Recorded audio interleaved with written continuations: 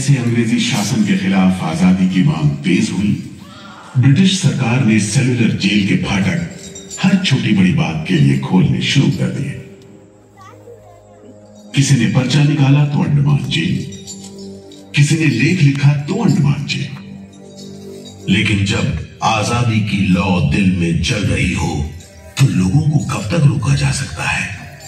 20वीं सदी शुरू होते होते फिरंगी सरकार के खिलाफ जंग में तेजी आ गई।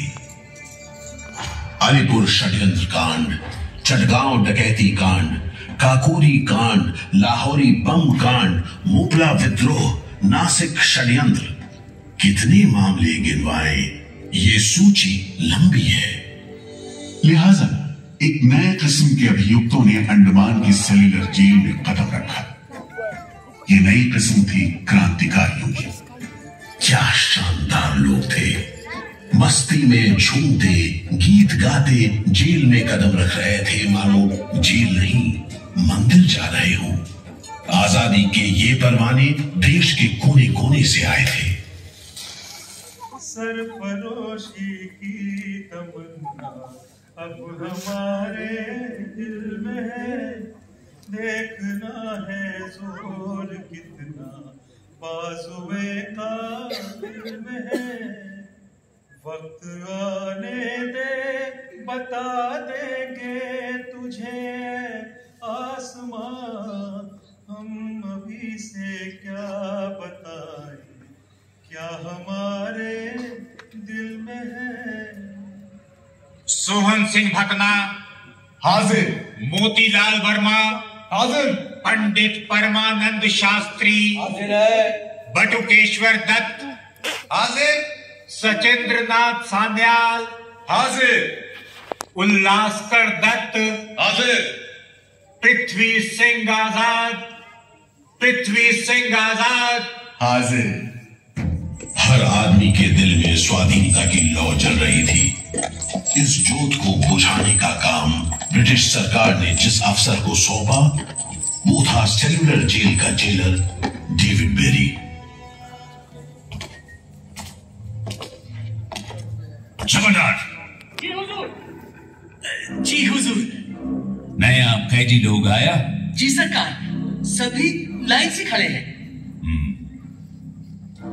ठीक है, सुनो, इनसे कह दो कि इस जगह पर हम शेर को पालतू बनाता है। तुम जेल का दीवार देखता है, जानता है इसको इतना नीचे क्यों बनाया? इधर से कोई भागने को नहीं सकता। यह सब तरफ 1000 माइल्स तक पानी है और ऊपर खुदा है। और तुम हमको देखता? हम इधर का खुदा है, डेविड बेरी। Get it? इस तरह कैदियों से ठसाठस भरी जेल की गंदी सीलन भरी बदबूदार हवा में कैदियों का बंदी जीवन शुरू होता है। बेड़ियों की आवाज, वार्डनों की गाली गलौज और मार खाते कैदियों की चीख पुकार से गूंजते कोठरियों का दम घुटन माहौल कड़े से कड़े इंसान को तोड़ने के लिए काफी था। लेकिन इन कोठरियों में ऐसे बंदी भी आए जिन्हें ये माहौल हताश करने की बजाय जुल्म का मुकाबला करने की प्रेरणा देता रहा। वीर विनायक दामोदर सावरकर, ये नाम ऐसे ही बंदियों में बड़े सम्मान के साथ लिया जाता है। जयोस्तुते जयोस्तुते जयोस्तुते जयोस्तुते जयोस्तुते जयोस्तुते जयोस्तुते जयोस्तुते जयोस्तुते जयोस्तुते जयोस्तुते जयोस्तुते जयोस्तुते जयोस्तुते। श्री महन मंगले शिवास्पदे शुभदे, श्री महन मंगले शिवास्पदे शुभदे।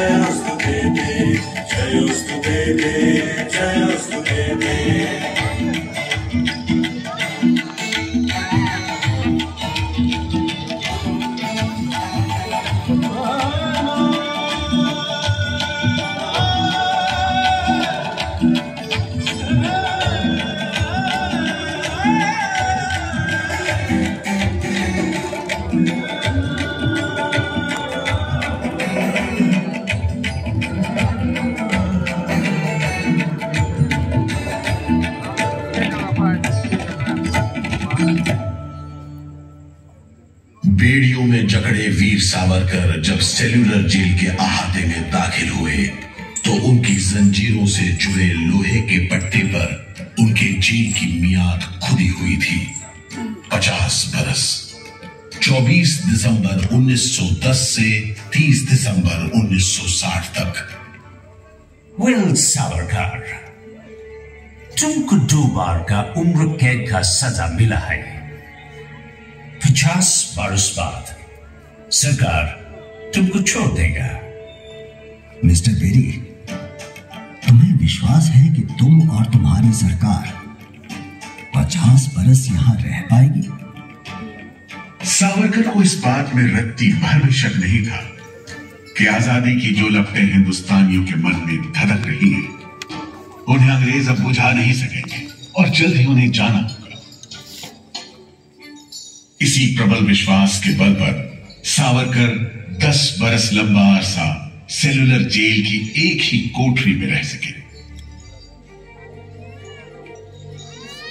उन्हें बहुत ही खतरनाक कैदी करार देते हुए इतने कड़े पहरे में रखा गया था कि उनके भाई गणेश को 2 बरस तक पता भी नहीं चला कि वीर सावरकर उनके ही नक्शे कदम पर चलते हुए सेल्यूलर जेल आ पहुंचे, जहां बरसों की तकलीफ है, जेलर के जुल्म है, कड़ी मेहनत और निदान अकेलापन है, जहां जिंदगी 13 फुट लंबी और 7 फुट चौड़ी कोठरी में सिमट कर रह जाती है।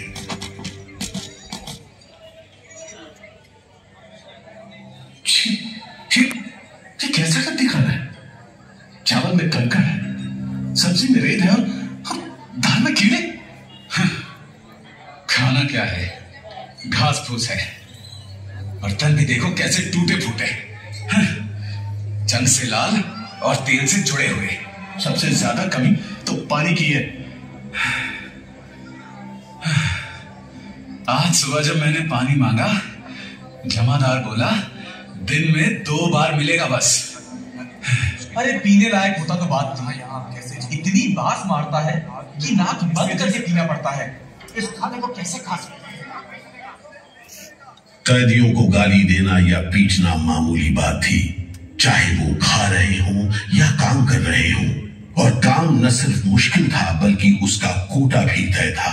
7 में से 4 खंडों की कोठरियों में तेल निकालने के उपकरण लगे थे।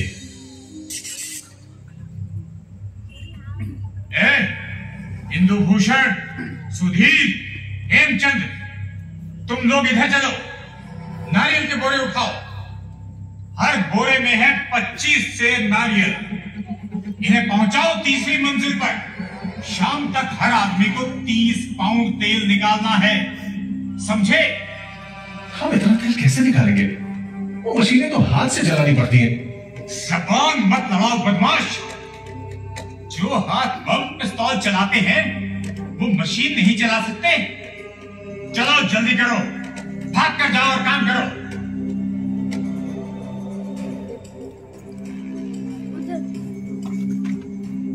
मेरा बात ध्यान से सुनो। जी हुजूर। जो आदमी काम नहीं करे उसको पेट लगाओ। जी हुजूर। समझा? जी। सजा दो, कोई छूट नहीं दो। जी। कोटा पूरा कराओ। जी।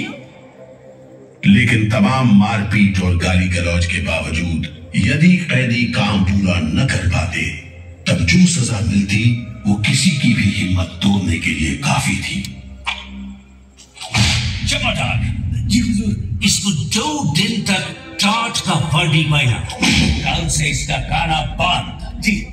सिर्फ 2 कप कंजी दो। जी हुजूर। ये पहला बार काम नहीं पूरा किया। जी।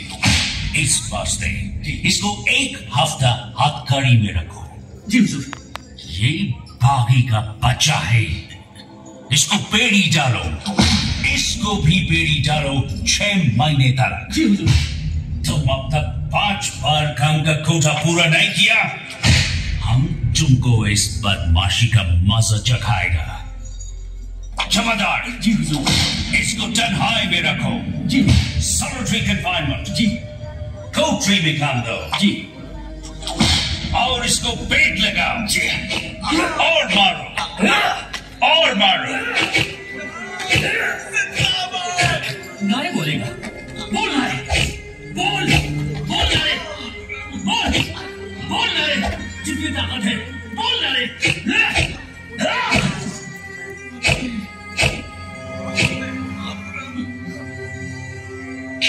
उल्हासकर दत्त ने इस सारी तकलीफ की दिल को छू देने वाली तस्वीर खींची है।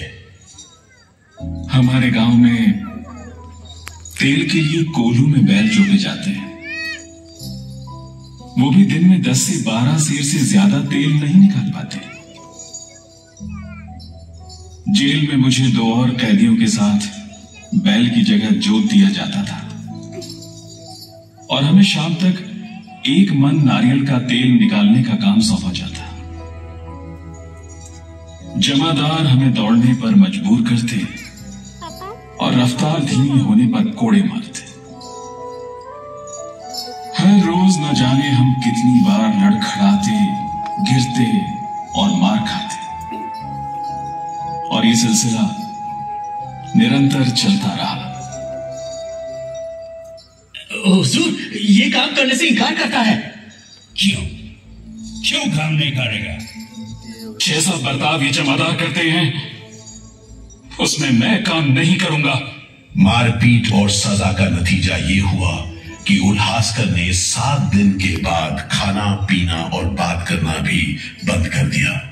वार्डनों का ख्याल था कि उल्हासकर पागल होते जा रहे हैं, लेकिन जेलर बेरी ने इसे नाटक बताते हुए उल्हासकर को बिजली के झटके लगाने का हुक्म दिया, जिसके बाद उल्हासकर 3 दिन और 3 रात बेहोश रहे।